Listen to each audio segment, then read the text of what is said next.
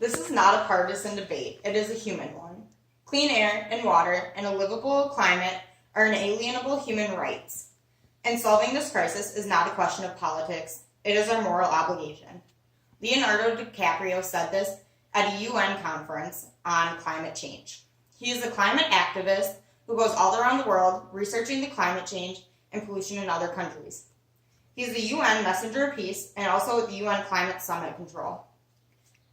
Currently, there is lots of talk of the climate change on the news right now regarding America. However, China is having even a harder time with their country and pollution. I have friends that live both in China and have lived in America. Therefore, I have knowledge on both the pollution in China compared to the pollution in America. I will first talk about the health problems that come along with pollution and climate change in both countries. Then I will continue to talk about the causes of pollution, then the effects that it causes on a town. The U.S. is the #1 country that was emitting CO2 in the world. Up until the year of 2007, China took that over. In 2007, China was emitting the most CO2 in the world, and it still is continuing to be that #1 country that still is. CO2 makes a country's temperature increase because of all the gases that it emits. It emits those natural gases, which heats the climate, and especially in larger towns, emits more CO2, which increases that temperature for that town. For example, Beijing and Shanghai are going to be more polluted and have more CO2 than other cities in China. They're projected to be more intensified the longer that it goes. So if China does not do something soon, the temperature in the country will just become higher. They're responsible for 27% of the world's CO2 emissions in the year of 2004. That is a lot. Some countries only give off about 1% of the whole world's, and they're giving off about 1/4. Climate change affects people's health in the larger cities among the whole country. They give off, people can actually die from the health problems that the CO2 and pollution and climate change that is occurring. Climate change in the country can actually cause death because of the extreme weather conditions that it causes. So far in China, they have had typhoons, floods. It can cause blizzards in some countries, but China has not experienced that yet. Windstorms, drought, landslides, and the most prominent thing that it has caused so far is smog. Smog has become so bad that it has actually killed a lot of people. It settles in people's lungs and it makes them suffocate and die. It has polluted their water so bad that people cannot drink it. People cannot walk around the streets without wearing a mask. The problem that smog is causing in China is extremely bad. Pollution, climate change, and all that kind of stuff in China is way worse than most other countries. It has even caused diseases. Because of the pollution, people are getting malaria and the dengue fever. That kills multiple people each year.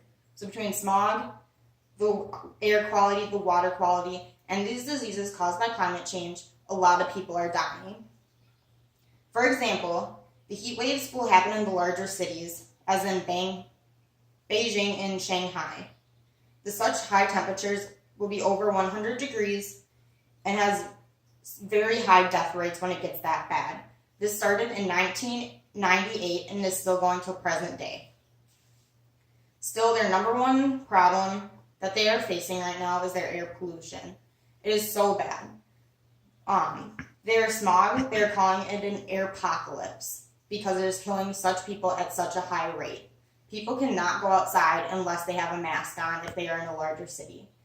When they walk around, they have to wear the mask until they get inside. Once they get inside, they are able to breathe if the building they are in is completely closed down and has air going inside of it. It's normally so bad that they have something called a red alert for the severe pollution. The red alert means that you should not be outside. They should be inside. If they are outside, they should be outside for very short amounts of time. And when they are outside, they need to be covered up so no air can get into their system. If the air does get in their system, it'll fill up their lungs and it'll basically suffocate them. So the causes of the pollution and of the climate change is because of the greenhouse gases. We are polluting. Greenhouse gases pollute the air, and it traps the heat within a city. Sources of greenhouse gases would be when you're burning those natural fossil fuels, so it would be natural gas, oil, and coal. Coal is actually China's #1 way of getting their energy, and right now they're looking into other ways of getting their energy that isn't so bad for their environment. To adapt to their climate change, China is increasing the use of their air conditioning systems. They are making larger living spaces so everyone's a little bit more spaced out. That allows people to be able to breathe more safe air. And they're increasing their urban green spaces. Their green spaces are where they're trying to make cleaner air. And by doing that, they're trying to lessen their CO2. So instead of driving cars, they'll try to take a mobile device, so like a subway or something like that. They also have heat awareness. So they're making it very much a thing where they make people aware of the dangers of when it's hot outside. And they also have heat warning systems. So they set up warning systems within a town telling people when it's getting too hot and what they need to be cautious of and what to look out for. To fix this problem, they actually got a $300 million loan to fix the choking smog problem. All that money they're doing is putting towards the smog. It is a big problem that they are currently having, and they're really looking forward to trying to fix this. 3% to 10% of all gross national income is going towards trying to fix their climate change. They still need $227 billion to be able to completely fix this problem that they are having with pollution in their country and their climate change issues. They are trying to put $275 billion towards cleaning the air, and they want to put another $333 billion to getting clean water. Right now, they do not have very much clean water, so people are drinking the polluted water and breathing in the dirty air. All of this money, they're trying to get the problem fixed within the next 5 years. They have a long way to go, but currently they're really trying to fix it. So far, to fix their problem, they have signed this 5-year plan to try to fix a lot of their country's drinking water and their air pollution within the next 5 years. They have signed a nationwide blueprint. This way, they make large businesses report what they are giving off for air pollution, and then they also have to report to the government what their water discharge pollution is going to be. And then they also have a cap and trade policy that they have just signed this current year. Cap and trade is when a large business only gets so much amount of pollution that they can give. And then once they hit that, they have to cap it. They can give no more pollution off into the air or into the water. If they have extra, they can actually sell that to another company that needs more cap or trade to be able to get rid of more pollution from their business. Another big thing that they just did was sign the Paris Climate Change Agreement. Almost every single country in the world has signed that now, except 3 of them, U.S. being one of them. We actually originally signed it, and we have now retreated from that signing. They want to hit their peak carbon emission by 2030. So by 2030, they really want to reduce that. They will also want 20% of their energy to be renewable by 2030, which is really good for them because right now they have almost none of their energy is renewable.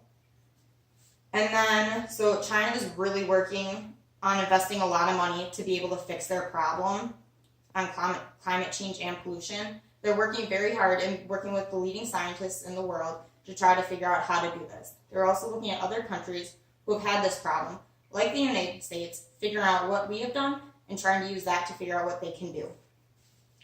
Similar to the U.S., China currently has their smog problems in their big cities. The picture that is shown is of Shanghai and Beijing, so that's what their bigger cities are going to look like.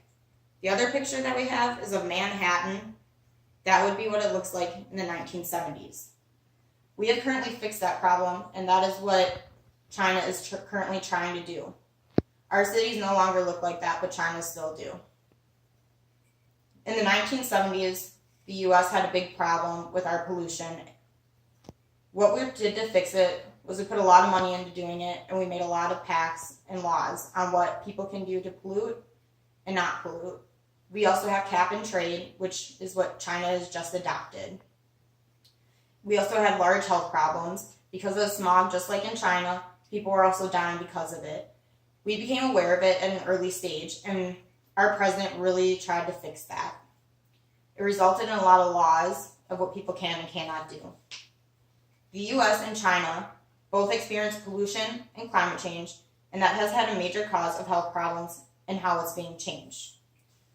Pollution is caused by greenhouse gases, and they're causing massive health problems throughout China as a country, and it had a giant impact on us in the 1970s. For the people like China, they did for the people of China, they're trying to fix it like the people of America did. In reference to the problem of climate change, Leonardo DiCaprio at a UN meeting once stated, over 97% of the scientific community is in complete agreement that we are contributing as a nation and as a world to climate change.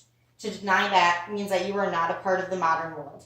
You don't believe in modern science or in the facts. And we can't argue this anymore. Climate change needs to be fixed. Thank you.